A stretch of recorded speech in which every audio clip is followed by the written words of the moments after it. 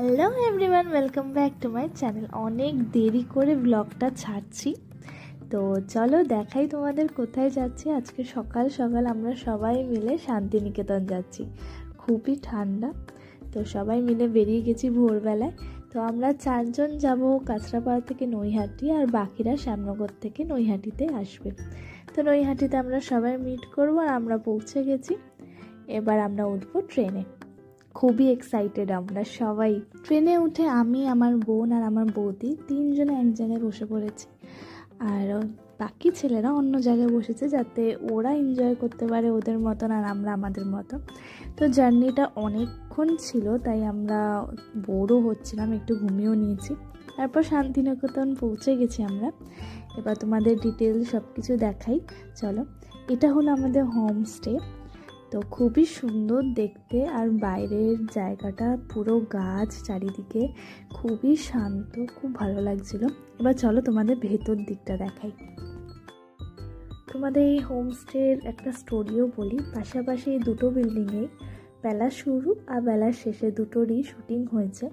তো অনেক পিকচার্স তোমরা ভেতরে দেখতে পারবে, সেটাও দেখাবো। আর অনেক সেট আপ আছে যেগুলো তোমরা মুভিতে দেখেছো, যেখানে যেই এরিয়াতে ওরা শ্যুট করেছে সেটাও তোমাদের একটা আমি পিকচার শেয়ার করে দেবো পরে।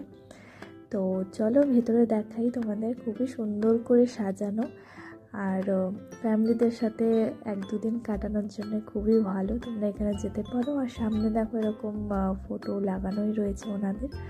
আর অনেক ছোট ছোট বলেও ফটোজ আছে যেগুলো শুটিং করাকালীন তারা তুলেছিল, সেগুলো লাগানো রয়েছে। আর বাড়িটা খুবই সুন্দর করে গোছানো।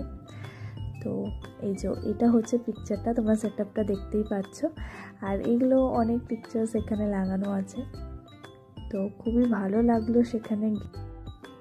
চলে এবার তোমাদের রান্না জায়গাটা দেখিয়ে দিই। পিছন দিকে রান্নাঘর আছে। এখানে একটা দাদা, তার বউ আর বাচ্চা থাকে, তারাই সব কিছু দেখে রাখে। আর এখানে তোমরা দেখতে পাচ্ছ মাটির উনুন, যেটা আমার সব থেকে ভালো লেগেছে।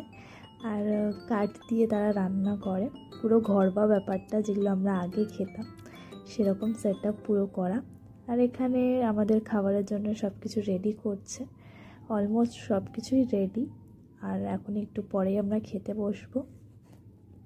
পুরো বাঙালি খাবার যাকে বলে, ঘিয়ের সাথে পোস্তর বড়া, ডাল, আলু ভাজা, শাক, মাটন, ফুলকপির তরকারি, তারপর আলু পোস্ত, সবাই জমিয়ে খেয়েছি একদম একসাথে বসে।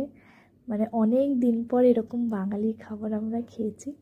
তারপর সবাই লাঞ্চ করে আমরা সোনাঝুরি হাটে